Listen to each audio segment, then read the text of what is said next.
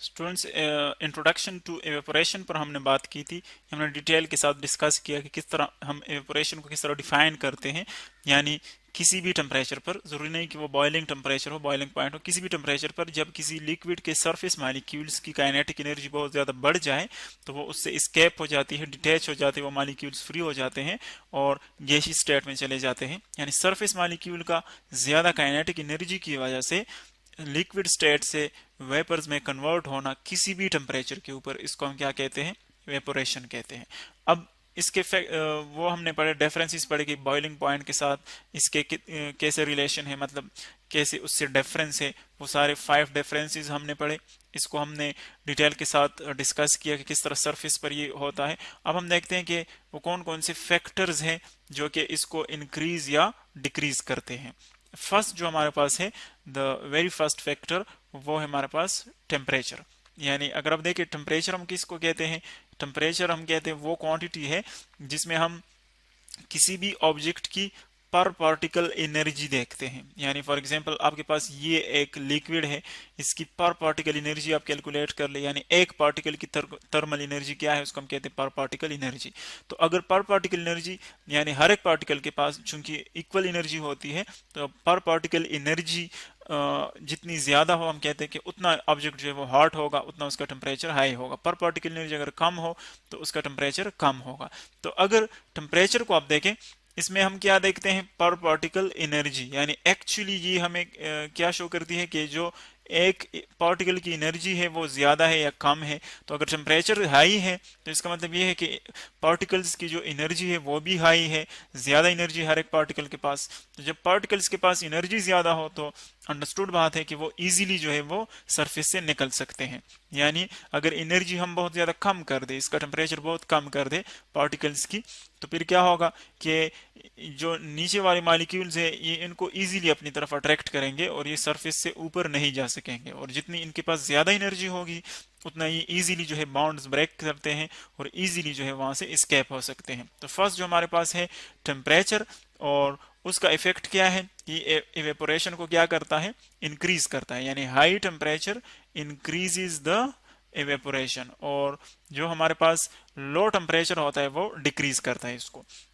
ये तो था टेम्परेचर का इफेक्ट। और दूसरा हमारे पास जो इफेक्ट है कि कौन सा चीज जो है वो इवेपोरेशन को अफेक्ट करता है, वो है हमारे पास ह्यूमिडिटी। ह्यूमिडिटी को हम किस तरह डिफाइन करते हैं? आपने देखा होगा कि हम अक्सर सुनते हैं कि एयर में हमारे पास कितनी नमी है, यानी जो हमारा सराउंडिंग है उसमें नमी कितनी है। यानी हम इसको आसान लफ्जों में यूं डिफाइन कर सकते हैं, amount of vapour, amount of vapors in air। यानी जो हमारा सराउंडिंग है, एटमॉस्फेयर है, उसमें वाटर के कितने ड्रॉप से कितने अमाउंट है, तो उसको हम कहते हैं ह्यूमिडिटी। अगर कम हो तो हम कहते हैं कि ह्यूमिडिटी कम है, यानी ड्राई मौसम है। और अगर ज्यादा हो तो हम कहते हैं कि नमी ज्यादा है हवा में और जो है ह्यूमिडिटी ज्यादा है। तो आपने देखा होगा फिजिक्स में हमारे पास कुछ रूल्स हैं, वो ये कि आपके पास फॉर एग्जांपल एक ऑब्जेक्ट है, उसका टेम्परेचर हाई है, तो हम कहते हैं कि अगर आप इसको किसी दूसरे बॉडी के साथ अटैच कर लें, कांटेक्ट में ले आए जिसका टेम्परेचर कम हो, तो क्या होता है कि हाई जो टेम्परेचर है, इसको हम एच से रिप्रेजेंट करते हैं, वहां से लो की तरफ एनर्जी फ्लो करना शुरू हो जाती है। यानी हमेशा फिजिक्स के नेचुरल रूल्स है कि जो क्वांटिटीज होती है जहां पर उनका कंसेंट्रेशन ज्यादा हो, वो ज्यादा वाली जगह से कम लोअर कंसेंट्रेशन की तरफ मूव करना शुरू कर देता है। तो इसी तरह बिल्कुल अगर एयर में ह्यूमिडिटी ज्यादा है, यानी ये आपके पास लिक्विड है सपोज ये, और बाहर जो हवा है उसमें वाटर ड्रॉप्स ज्यादा है, तो हम कहते हैं कि बाहर जो है कंसेंट्रेशन भी ज्यादा है और यहाँ पर भी आपके पास लिक्विड है। तो जब बाहर भी कंसेंट्रेशन ज्यादा हो तो फिर हमारे पास जो एयर मॉलिक्यूल है, सॉरी जो वाटर मॉलिक्यूल है, वो एस्केप नहीं होते क्योंकि बाहर भी कंसेंट्रेशन ज्यादा है। इसी तरह अगर आपके पास बाहर कंसेंट्रेशन कम हो, ह्यूमिडिटी कम हो, यानी बाहर हवा में नमी कम हो, तो फिर ये इजीली जो है, क्योंकि वहां पर कंसेंट्रेशन कम होता है वाटर का, तो ये इजीली जो है वहां से एस्केप हो जाते हैं और बाहर एयर में जो है वो वेपर फॉर्म में शामिल हो जाते हैं। तो दूसरा जो है हमारे पास टर्म है वो क्या है? ह्यूमिडिटी, जो कि इसके साथ इनवर्सली प्रोपोर्शनल है। यानी जितनी ह्यूमिडिटी ज्यादा होगी तो उतना हमारे पास एवेपोरेशन क्या होगा? वो स्मॉलर होगा। जितनी ह्यूमिडिटी कम होगी उतना एवेपोरेशन क्या होगा, वो हाई होगा। यानी इसके साथ इसकी इनवर्स रिलेशन है हमारे पास।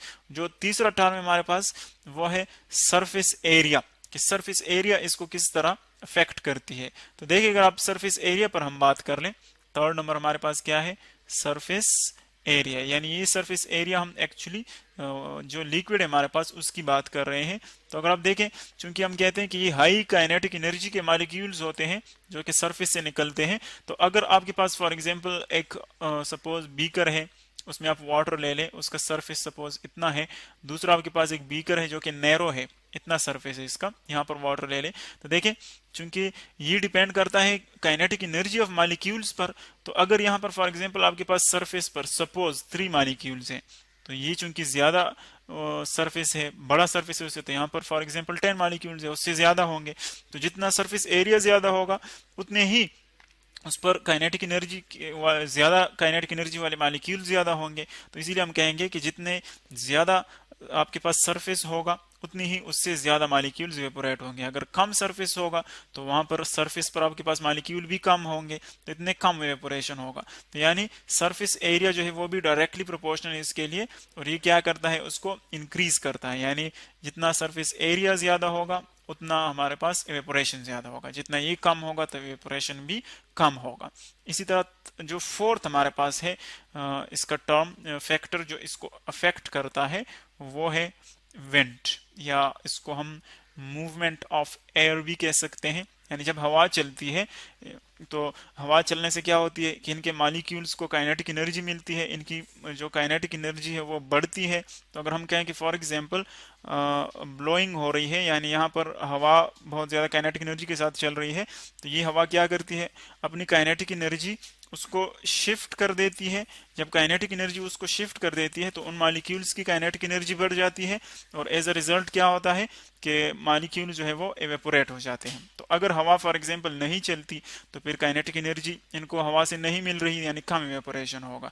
यानी मतलब ये हुआ कि जितनी तेज हवा चलेगी उतनी इनको ज्यादा काइनेटिक एनर्जी मिलेगी और ज्यादा वेपोरेशन होगा। तो ये भी उसको क्या करता है, इंक्रीज करता है। यानी अगर विंड जो है वो पावरफुल है तो वेपोरेशन ज्यादा होगा, विंड अगर वीक है तो वेपोरेशन कम होगा। इसी तरह जो हमारे पास फिफ्थ है इसका फैक्टर, वो किसका है, वो प्रेशर का है।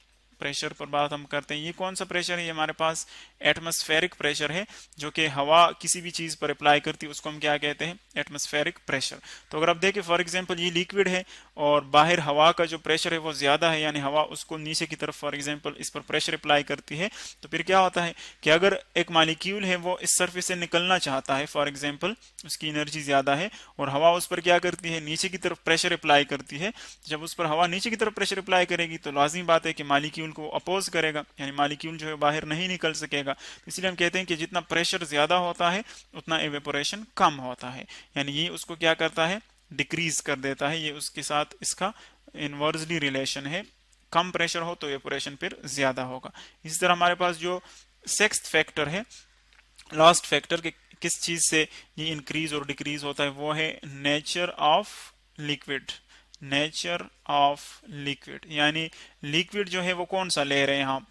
तो अगर आप फॉर एग्जांपल दो लिक्विड्स को कंपेयर कर लें, सपोज ये आपके पास एक लिक्विड है, इनमें कुछ मॉलिक्यूल्स है, इसी तरह आप एक और लिक्विड ले लें, इसमें मॉलिक्यूल्स कंसीडर कर लें, तो देखें जिनके बॉन्ड्स जितने ज्यादा स्ट्रांगर होंगे उतना ही मॉलिक्यूल्स एक दूसरे के साथ स्ट्रांगली अटैच होंगे और एवेपोरेशन कम होगा। जितने लूजली बाउंड होंगे, यानी मॉलिक्यूल्स के दरमियान बॉन्ड वीक है, तो इतनी इजीली जो है मॉलिक्यूल एक दूसरे से सेपरेट हो सकते हैं। यानी नेचर ऑफ लिक्विड का मतलब ये हुआ कि अगर बॉन्डिंग वहां पर स्ट्रांग है तो एवेपोरेशन कम होगा, बॉन्डिंग अगर वीक है तो एवेपोरेशन ज्यादा होगा। इस तरह आप आम लाइफ में भी देखते हैं कि आप फॉर एग्जाम्पल गीले कपड़े जो है बाहर रख देते हैं और आप देख रहे होते हैं कि 100 तक टेम्परेचर नहीं चलता, लेकिन फिर भी उनके जो मॉलिक्यूल्स है वो सराउंडिंग से एनर्जी जो है वो हासिल कर लेते हैं, तो इसी तरह वो एवेपोरेट होते हैं और आपके जो कपड़े वो ड्राई हो जाते हैं। इसी तरह अगर आप फॉर एग्जांपल फर्श को देखें, फर्श पर आप फॉर एग्जांपल पानी जो है उसको साफ कर देते पानी से, फिर आप देखते हैं कि थोड़ी सी हवा चलती है तो वो फर्श जो है वो ड्राई हो जाता है। यानी इसके बहुत ज्यादा एग्जांपल्स है कि मॉलिक्यूल्स हवा से जो है एनर्जी ले लेते हैं और वो एवेपोरेट हो जाते हैं और जो है वो ड्राई हो जाते हैं। तो ये हमारे पास कुछ फैक्टर्स के किस तरह एवेपोरेशन जो है वो इंक्रीज या डिक्रीज हो सकता है।